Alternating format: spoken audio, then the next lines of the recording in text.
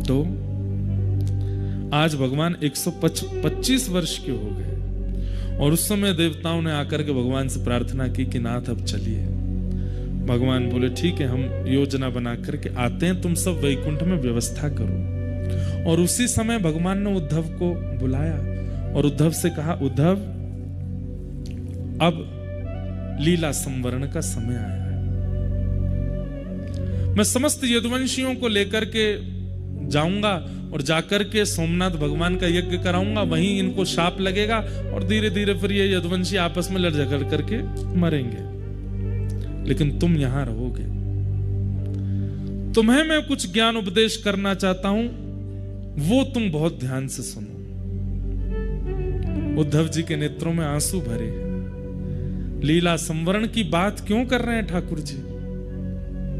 और जब सब यदुवंशियों को संग ले जा रहे हैं तो मैं भी तो आपका हूं, मुझे भी ले चलिए, मैं आपके साथ क्यों नहीं जा सकता? ठाकुर जी बोले, तुम उत्तराधिकारी हो। किसके?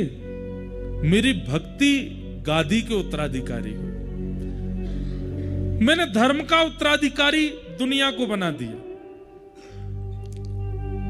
लेकिन मैंने जो भक्ति प्रेम की व्यवस्था की है उसके उत्तराधिकारी तुम हो उद्धव, इसलिए तुम्हारा रहना आवश्यक है। और तुमने कामना की है व्रजमंडल की प्राप्ति की, इसलिए तुम्हें तप करना पड़ेगा। तो इसलिए अब तुम रहोगे यहां पर। क्या आज्ञा है मेरे लिए? तब भगवान प्रथम आज्ञा देते हैं।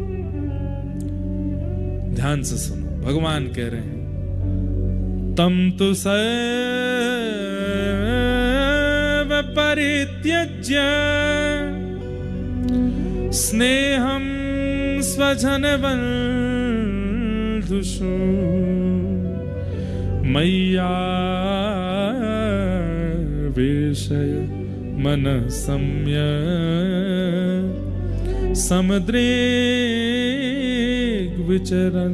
विचरस्वगा। क्या करो? तम तो सर्वम परित्यज्य, अब तुम सब छोड़ दो।